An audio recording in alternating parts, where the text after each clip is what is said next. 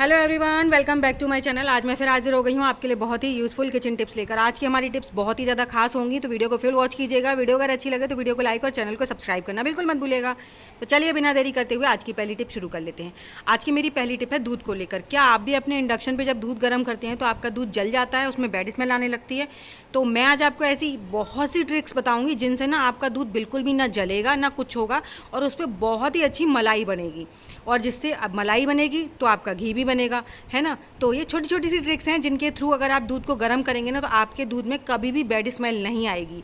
क्योंकि हम जब छोटी छोटी सी मिस्टेक कर देते हैं तो हमारे दूध में बैड स्मेल आ जाती है और जल जाता है, जिससे हमारा दूध ख़राब हो जाता है। तो उसके लिए सबसे पहली चीज़ का आपको ध्यान रखना है, आप जो भी बर्तन दूध गर्म करने के लिए ले रहे हैं उसका बॉटम भारी होना चाहिए। नीचे वाला जो बॉटम है ये चीज़ भारी होनी चाहिए। अगर ये भारी नहीं है तो भी कोई इशू नहीं है, मैं आपको बहुत अच्छी ट्रिक बताने वाली हूँ।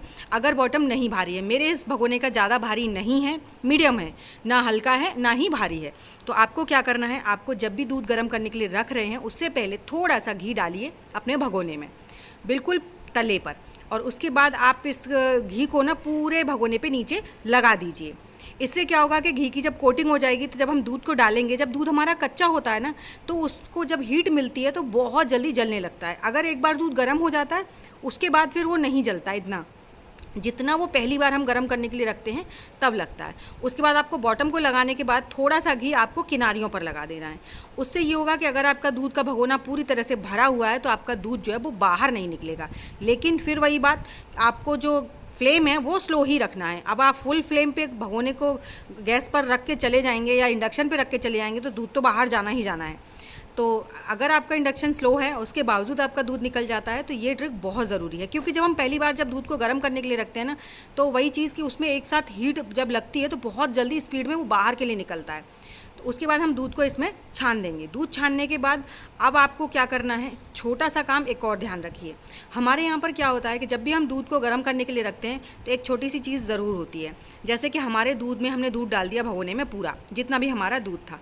उसके बाद कुछ लोग क्या करते हैं, दूध को बस ऐसे ही गर्म करने के लिए रख देते हैं। पहली बात तो दूध में हल्का सा 1 गिलास या आधा गिलास पानी ज़रूर डालना चाहिए। क्योंकि जब भी हम दूध को गर्म करने के लिए रखते हैं, अगर हम बिना पानी का दूध गर्म करेंगे तो वो बहुत ज़्यादा गाढ़ा होता है, जिसकी वजह से उसको जल जाता है। तो यहाँ पर ज़्यादा नहीं, सिर्फ आपको आधा गिलास या 1 गिलास पानी ही डालना है। मैं ये नहीं कह रही हूँ जितना आपका दूध है उतना ही पानी भर दीजिए उसमें, बिल्कुल भी नहीं, सिर्फ आधा गिलास या 1 गिलास। इससे क्या होगा, जब हमारा दूध गर्म होगा तो ये पानी जो है उस दूध के साथ जल जाएगा और हमारा दूध नहीं जलेगा। तो इस तरह से जब हमारे दूध को हम गर्म करने के लिए इंडक्शन पे रखेंगे तो हमारा दूध बिल्कुल नहीं जलेगा। और एक चीज़ का और ध्यान रखना है, जैसे ही आप इंडक्शन पे दूध को रख रहे हैं उसके बाद आपको एक चीज़ का विशेष तौर पर ध्यान रखना है। पहली बात तो अगर आपका मैनुअल इंडक्शन है तो आप उसे मैनुअल पर रखिए, या फिर ऑटोमेटिक है या फिर इस तरह का है जैसा मेरा है, तो आप मिल्क पर अगर आप उसे गर्म करने के लिए रखेंगे तो आपका दूध कभी ना जलेगा ना ही लगेगा। लेकिन उस तरह से ना गर्मियों में दूध गर्म भी नहीं होता है अच्छे से, और ज़्यादा टाइम तक रखा रहे तो उसमें ख़राब हो जाता है, वो जलता भी नहीं है लेकिन पकता भी नहीं है। अब आपको क्या करना है, उस टाइम पे आप क्या कीजिए, आप मैनुअल पर ही रखिए उसको, लेकिन 300 पे रखिए, ज़्यादा पे मत रखिए। आप अगर उसे 500 या 700 पे रख देंगे तो आपका दूध जल जाएगा। अगर आपका भगोने का बेस जो है वो पतला है तो, हल्का है तो आप मैनुअल के 300 पे रखेंगे तो इस तरह से आपका दूध भी अच्छी तरीके से गर्म हो जाएगा और आपके दूध कभी नहीं जलेगा और बहुत अच्छी सी एक मोटी मलाई पड़ेगी। थोड़ा सा टाइम लग सकता है दूध को गर्म होने में, लेकिन बहुत अच्छे से गर्म होता है। तो ये छोटी छोटी ट्रिक्स हैं, आई होप आपको पसंद आई होंगी। तो इसी के साथ बढ़ते हैं नेक्स्ट टिप की तरफ। नेक्स्ट जो टिप है वो है नींबू को लेकर। गर्मियों में नींबू पानी का इस्तेमाल सब करते हैं, भर भर के करते हैं और ढेरों करते हैं। एक एक दिन में 4-4, 6-6, 8-8, 10-10 नींबू का इस्तेमाल हम लोग कर लेते हैं। तो यहाँ पर मैं नींबू पानी बना रही थी, तो जो मैं करती हूँ सोचा आप लोगों के साथ भी शेयर करूँ, क्योंकि ये बहुत ज़्यादा ज़रूरी है गर्मियों में हम सब के लिए, फिर वो चाहे कोई भी हो, मेल हो फीमेल हो कोई भी हो। तो यहाँ पर नींबू पानी हम बना देंगे इसके रस का। अब आप इन छिलकों का क्या करते हैं, आप लोग मुझे कमेंट कर ज़रूर बताइए।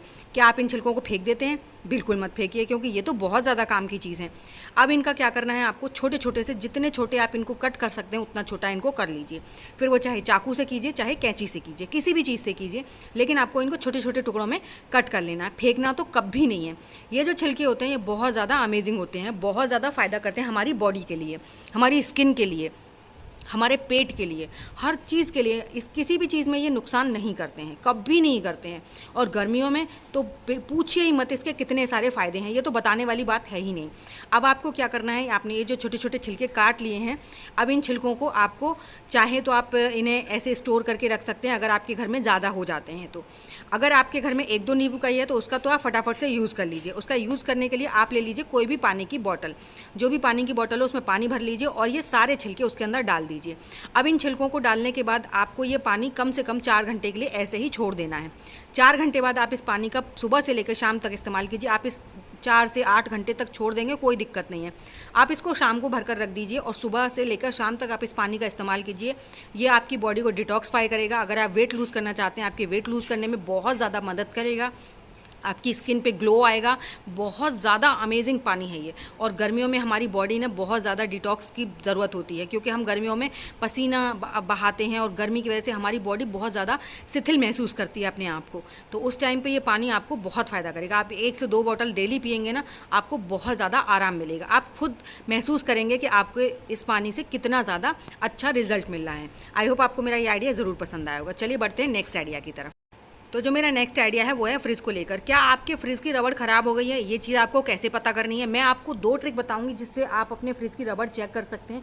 क्योंकि अगर हमारे फ्रिज की रबड़ ख़राब हो गई है तो हमारी फ्रिज जो है वो अच्छे से ठंडा नहीं होगा, और गर्मियों में ठंडा नहीं होगा तो हमारे लिए पानी ठंडा नहीं होगा, बर्फ़ नहीं जमेगी, बहुत सारे इशूज़ हैं। और गर्मियों में तो फ्रिज जो है ना बहुत ज़्यादा ज़रूरत की चीज़ है, क्योंकि इसमें दूध, सब्जी, हम सारी चीज़ें स्टोर करते हैं। तो पहली ट्रिक तो है आप इसमें इस तरह से पेपर लगाइए और फ्रिज को बंद कर दीजिए। उसके बाद आप पेपर को खींचने की कोशिश कीजिए, हल्के हाथ से, ज़्यादा तेज़ी से नहीं, हल्के हाथ से। अगर आपका फ्रिज से जो पेपर है ईजिली निकल आ रहा है तो इसका मतलब आपकी जो रबड़ है उसको चेंज करने की ज़रूरत है। अगर नहीं निकल रहा है तो आपकी रबड़ एकदम परफेक्ट है, ठीक है। और सेकंड टिप है जिससे कि आप पता करें कि आपकी ये रबड़ सही है या नहीं, तो उसके लिए भी एक बहुत आसान तरीका है। उसके लिए आपको पेपर कुछ नहीं लेना है। आपको क्या करना है, आपके पास कोई भी दूसरा फ़ोन हो या फिर टॉर्च हो, कोई भी चीज़ हो, फ़ोन हो या टॉर्च हो। तो मैंने यहाँ पर फ़ोन लिया है और फ़ोन की जला ली है टॉर्च। अब आपको क्या करना है, आपको इस फ़ोन को ना अपने फ्रिज के अंदर लाइट जलाकर और कुछ बाहर की तरफ, जो टॉर्च है उसका फोकस आपको बाहर की तरफ करना है, गेट वाली साइड में, है ना, गेट वाली साइड में आप कर दीजिए। और उसके बाद आप अपने फ्रिज को बंद कीजिए और फिर ध्यान से देखिए पूरे घर की लाइट वगैरह ऑफ करके कि क्या इस एरिया से कहीं से आपकी रोशनी बाहर निकल रही है। अगर बाहर निकल रही है इट मीन्स आपकी जो रबड़ है वो ख़राब हो चुकी है, आपको इसको चेंज करा देना चाहिए। क्योंकि अगर ये इस रबड़ से बाहर गैस निकलती रहेगी तो आपका फ्रिज ठंडा नहीं होगा और बिजली की खपत बहुत ज़्यादा होगी। अगर आप अपने फ्रिज को बिजली की खपत से बचाना चाहते हैं तो ये ज़रूर ट्राई कीजिए और चेक कीजिए। और दूसरी चीज़ आपको देखना है कि गर्मियों में जब भी आपका फ्रिज आप देख रहे हैं तो छोटी छोटी चीज़ों का ध्यान रखिए, क्योंकि सबसे ज़्यादा फ्रिज जो होता है गर्मियों में लाइट की कंज्यूम करता है। और फ्रीज़र में आपके ओवरलोडेड नहीं होना चाहिए और ज़्यादा बर्फ़ नहीं जमनी चाहिए, या फिर फ्रिज भी आपका बहुत ज़्यादा भरा हुआ नहीं होना चाहिए, क्योंकि जितनी चीज़ें आप भरकर रखेंगे फ्रिज में उतनी ही ये लाइट को कंज्यूम करेगा, जिससे कि आपका बिल ज़्यादा आएगा। तो आपको छोटा, पहला तो मैंने फ्रीज़र में 2 बॉटल रखी। ये बॉटल मैं सिर्फ रात को रखती हूँ और इसका सुबह इनको निकाल देती हूँ, दिन में नहीं रखती हूँ। लेकिन क्यों रखती हूँ चलिए वो बता देते हैं। पहले मैंने अभी ये रखी हैं शाम को ही, अब इनको मैं सुबह रखती हूँ, लेकिन मैं आपको अभी बता रही हूँ जब इनमें बर्फ़ जम जाती है तो आप इनको डोर में रख दीजिए, ठीक है। इनमें डोर में क्यों रखना है वो भी आपको बताऊंगी। इससे 2 फ़ायदे होते हैं। एक तो आपका पानी बहुत अच्छे से ठंडा हो गया, ठीक है। दूसरा, आपका जो फ्रिज है ना, ये इलेक्ट्रिक जो बिजली है इसकी खपत कम करेगा। उसका रीज़न ये है कि जब ये फ्रिज वाला एरिया ना, हमारा बर्फ़ का पानी इसके अंदर रखा रहेगा तो बहुत अच्छे से ठंडा होता है। ऐसे ही आपको सेम फ्रीज़र में करना है। फ्रीज़र कभी भी खाली नहीं रखना चाहिए, हमेशा कुछ बड़े बर्तनों में बर्फ़ ज़रूर रखनी चाहिए। इससे क्या होता है कि जब इसमें अंदर बर्फ़ रहती है ना तो ये ओवर इलेक्ट्रिक को अपने अंदर कंज्यूम नहीं करता है, बिजली की खपत इस तरीके से कम होती है। छोटा छोटा सा काम आपको ज़रूर ध्यान रखना है, जिससे कि इसके अंदर ना पहाड़ नहीं जमते हैं। कुछ लोगों के, आप लोगों ने देखा होगा, बहुत ज़्यादा फ्रीज़र में बर्फ़ जम जाती है, लेकिन मेरे साथ ऐसा नहीं होता है। मैं कुछ छोटे छोटे से काम करती हूँ जिससे कि हमारे फ्रीज़र में कभी भी ज़्यादा बर्फ़ नहीं जमती है, और इससे हमारा जो फ्रिज है वो जो लाइट है उसको भी कम कंज्यूम करता है। और अगर आप चाहते हैं इसके अंदर बिल्कुल भी बर्फ़ के पहाड़ ना जमें तो छोटी सी ट्रिक्स हैं, उनको ज़रूर फॉलो कीजिएगा। और दूसरे, जब भी आप कोई लिक्विड चीज़ रख रहे हैं फ्रिज में, उसको हमेशा ढक कर रखिए। अगर आपने खुला रखा है तो भी उसको ठंडा होने के लिए वो लाइट को ज़्यादा कंज्यूम करता है। तो आपको छोटे छोटे से काम बहुत अच्छे से ध्यान रखना है। आप ये 2 बॉटल्स ज़रूर रखिए सुबह के टाइम अपने फ्रीज़र में के डोर में, क्योंकि इससे क्या होगा, आपका पूरा डोर वाला जो एरिया है वो ठंडा रहेगा, जिससे कि लाइट को वो कंज्यूम कम करेगा फ्रिज आपका। और दूसरा, अगर आप फ्रिज में इस तरह से चाहते हैं कि आपके फ्रीज़र में ज़्यादा ओवरलोडेड बर्फ़ ना जमे, जिस बर्तन में आपने बर्फ़ रखी है बस उसी बर्तन में जमे, तो उसके लिए आपको एक छोटा सा काम करना है। आपको ले लेनी है कोई भी छन्नी, और छन्नी आपको पतली जाली वाली लेनी है, जैसे कि ये प्लास्टिक वाली होती है, स्टील वाली नहीं लेनी है, क्योंकि उनके जो क्या होते हैं होल्स मोटे होते हैं। और उसके बाद आप उसमें 1 चम्मच डाल दीजिए नमक। अब इस नमक को ना आपको पूरे फ्रीज़र में फैला देना है, जहाँ पर भी आपका कोई बर्तन नहीं रखा है। जहाँ जगह पे बर्तन रखा है उन बर्तनों को हटाइए, और उसके बाद उन जगहों पर भी नमक डालिए। इससे क्या होगा कि इन जगहों पर जब हम नमक डाल देंगे ना, तो यहाँ पर एक्स्ट्रा बर्फ़ नहीं जमेगी। जिस बर्तन में आपने रखी है ना, उसी बर्तन में आपकी बर्फ़ जमेगी, फालतू बर्फ़ नहीं जमेगी। ये तो छोटा सा काम है, आप ज़रूर ट्राई कीजिएगा, आपको ज़रूर पसंद आएगा। आई होप आपको मेरे सारे आइडियाज़ पसंद आए होंगे।